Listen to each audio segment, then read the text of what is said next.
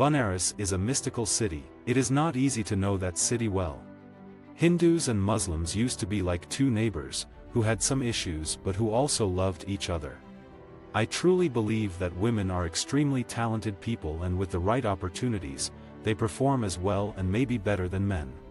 Bob Dylan's Blowin' in the Wind was written into the script of Article 15. It was the only song I wanted in my film. It encapsulates the spirit of exploration and salvation that my hero Ayushmann Khurrana goes through. I love the song's lyrics, especially, "How many roads must a man walk down before you call him a man?"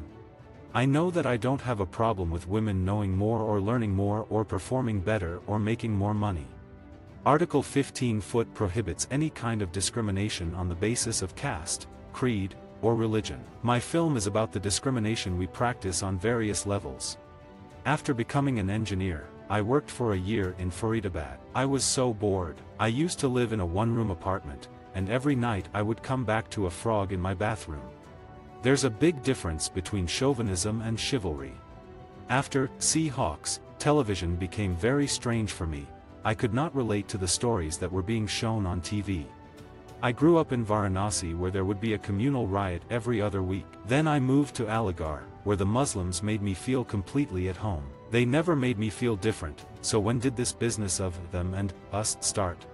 Cinema halls must be preserved by us and by the government. That business is in trouble today with monumental maintenance costs of idle machines and empty seats. When the crisis of the pandemic gets over and it is safe for all of us to go back to that experience, we must, in hordes. I come from a small town, so there we have this habit of talking to rickshawalas while you are making a trip. So when I moved to Bombay, people found it strange that I do that. I have a beautiful sofa, which is my writing corner, on which I sit every day and look outside the window. I am, what you call, an audacious man. I could walk into the room of Warren Buffett, and he may not give me the money, but I am positive that we would have a good meeting. I have been a fearless man. I have been a ridiculous man. I finished my engineering and got a job, and then one day, I just quit it. I didn't know what I would do, but I didn't want to be an engineer anymore. In daily life, there are times when people are happy to talk about problems, but when the society is troubled by something, there is never a larger platform for discussion. Bollywood is religion in our country, and that is the best place where you can place those questions on the table. Dus was different from Tum Bin, and RA.1 from Dus, but the difference didn't pop out as much as a mulk. That was because it was an issue-based film and crossed the line as being a serious, hard-hitting movie. As a filmmaker, I have changed, yes. I seem to have crossed a line, and that trajectory change is more apparent. I'd say, what changed dramatically in me as a filmmaker is the fact that now, it is about why am I making the film, what is this supposed to mean to people. Earlier, it was more about entertaining or engaging them. A lot of problems in the society exist because we don't talk about it. The most dangerous evils of society are the ones we don't speak of. No movie can change society, but there are things that can be achieved by a film. For example, we are sitting in a room that has a lizard in it, but we don't mention it because it is not bothering us. But if I stand up and say there is a lizard in the room, then we will try to deal with it, in whatever way. It is so obvious for the underprivileged to challenge the privileged, saying, "How can you have something over me?" as opposed to the privileged person saying, "How can we have something over the rest?" I find the latter more exciting. The people I met for the first time in the period when I was making films like Tum Bin, RA.1, Dus, Cash, would often remark that I was very unlike the person who had made those films. This is not the best thing for a filmmaker to hear, because your film should reflect your personality, thinking, philosophy and character. I am afraid of things which scare me. I am afraid of heights and too much love. Till the mulk and Article 15, I used to deny that there is a change. Now I feel there is certainly a change. What kind of change, I don't know. Now I get attracted to different things, story or a performance. Earlier I used to get attracted to grand visuals, size of the film and how big the star cast was. Now I am not attracted to these things. When you make the biggest film in the history of Bollywood, RA.1, and get so much flack, it drains you, haunts you for years.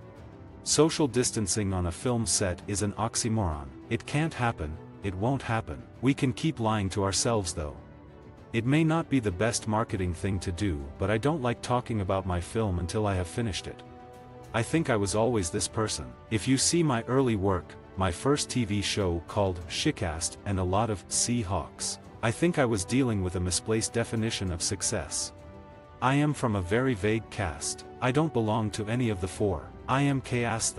They are well read, largely clerks, so they get treated respectfully. When I hear of nationalism in my country today from the youngsters, I want to sit them down and tell them that flags and songs are not nationalism. Stopping at the traffic signal, opening the door for a lady, doing something for your country is nationalism. Western audiences are way more forgiving for the image of a star. I keep saying that I am made of two cities and all my friends. You learn different things from different people. In my profession, people are never scared to be nice. They are in fact apprehensive about being critical. The first thing that bothers me after any celebrity death happens is that my phone starts buzzing for a bite. No, I never felt cornered because I was not a big director's son or a star's son.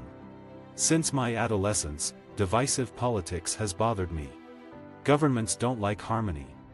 In Delhi, I got a chance to assist someone on a documentary film. Then I moved to Mumbai. This was before the satellite TV. One had to assist a director for years before being able to direct a movie. I was always fearless.